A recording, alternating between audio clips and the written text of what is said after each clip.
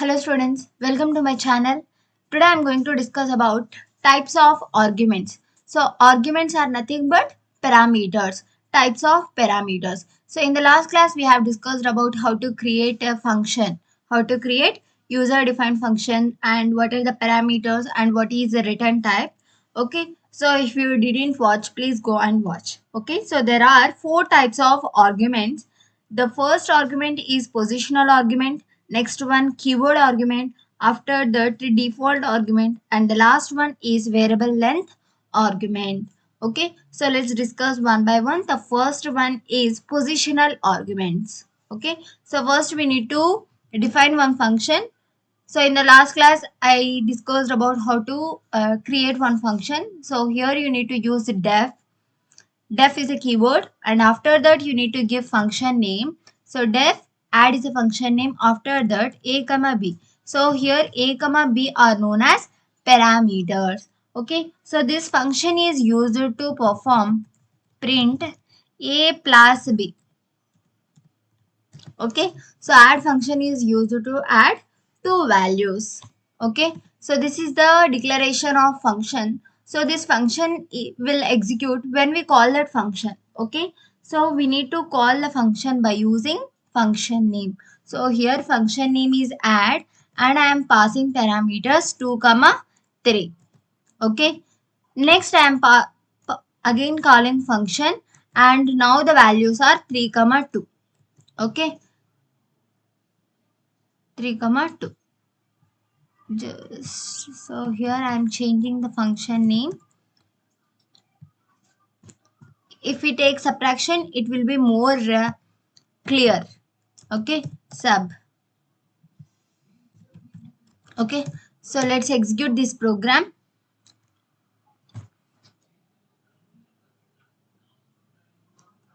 Just wait a second. Yes, so the output is -1 and 1. So let's see. So here first I am calling sub function and passing 2 comma 3. So 2 is stored in A and 3 is stored in B. Okay, 2 minus 3 is -1 is the answer. Next again I am calling the function and passing parameters 3 comma 2. So here same values. Okay, so first 3 will be stored in A and 2 will be stored in B. So 3 minus 2 is 1. Okay, so here same values. So first we are storing 2 in A and 3 in B.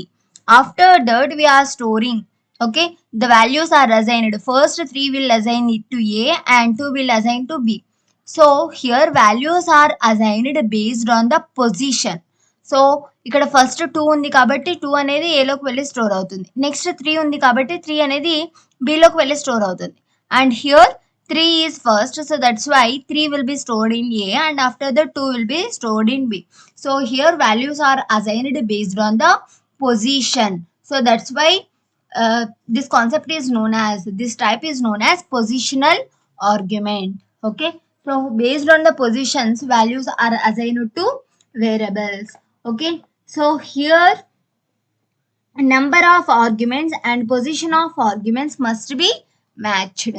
Okay, so here the arguments are 2, so you need to give only 2 arguments, and position is also important. Why? Because based on position values are assigned to variables. Okay, so after that keyword argument. Okay,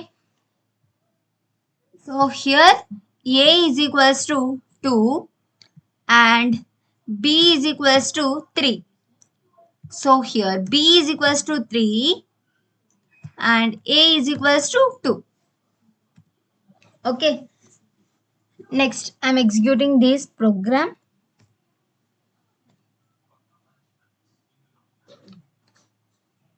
So what is the answer? -1, -1. So in the last example, in positional arguments, the output is -1 and 1. Why? Because based on the positions, values are assigned. But here we changed the positions. Yes or no? So here first is A and here second is A, here second is B and here first is B. Okay, so if we change the positions but values are assigned. So first we are calling sub function and passing A is equals to 2. So in A value 2 is stored. In B, value 3 is stored. After that, B is equals to 3. So here position is not important. Okay. So B value is 3 and A value is 2. Okay. So can you get this? Okay. Is it clear? So here based on keywords, not based on positions. Based on keyword, the values are assigned to variables. Okay.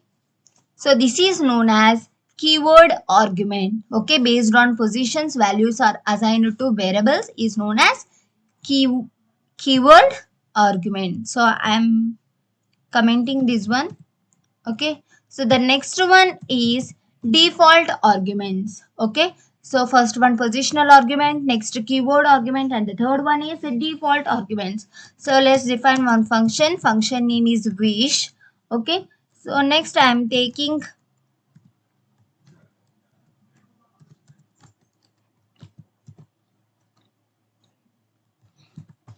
next print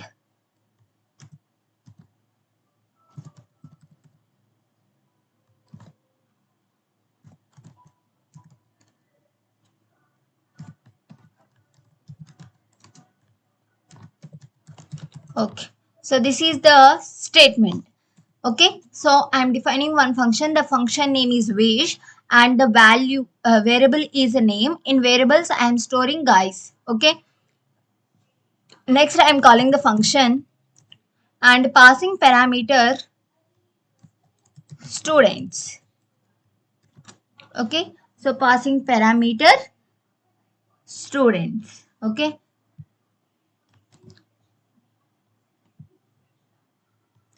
So next again I am calling wish function and does not passing any parameter.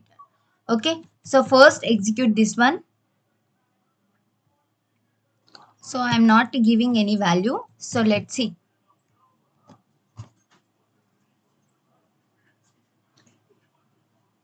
Yes. What is the output? Hello guys. Good morning. Okay. So why? Because we are calling the function. Okay. Wish function and does not passing any value. So that's why the default value guys will assign to name. Okay. So it will print hello guys. Good morning. Next again I am calling wish function and passing parameter that is the students. Okay. So let's execute this program. So here it will print hello students good morning. Okay. So is it clear? So first we are calling the function and does not pass any parameters. So that's why default value will be assigned to the variable. Next I am calling the function and passing parameter. The parameter value will assign to the variable. Okay. So if you are not passing any value to the variable, then it will assign default value to the variable. So that is known as default argument. Okay. So the next one is variable length argument. Okay. So sometimes we can pass variable number of arguments to our function. Such type of arguments are called as variable length arguments. So for one variable you can pass any number of values. Okay. So here variable is one but values are many. Okay. So let's see here I am defining one function that is the sum and the variable length argument is represented with a star. Okay. Next here total is equals to 0. Total is a variable and after that for I in n, next print total is equals to total plus n. Okay. Total plus n and after that print total or the sum is total. So let's see. Sum function and passing parameter as 10. Next I am calling sum function and passing parameter 10, 20. Okay. So first I am calling sum function and passing 10. So 10 will be stored in n. After that I am taking one variable total. Okay. Next for I in n. So I value is pointing to 10. Okay. So 10 is there in n. So that's why it will print total is equals to total value is 0. 0 plus 10 is 10. So the sum is 10. After that I am calling sum function again and passing 10 comma 20. So 10 comma 20 will be stored in n. So first I value is pointing to 10. So 0 plus 10 is 10 stored in total, and next I value is pointing to 20. So total is 10 plus 20. 10 plus 20, 30. 30 will be stored in total. So it will print the sum is 30. And after that I am passing 10 comma 20 comma 30. Okay. And after that sum 10 comma 20 comma 30 comma 40.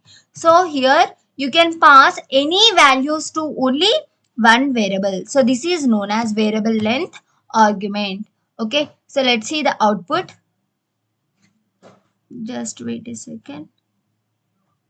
Okay, operand for total is equals to total plus n. Just wait a second. Okay. So here you need to take I. Okay. So what is the output? The sum is 10. The sum is 30. The sum is 60. The sum is 100.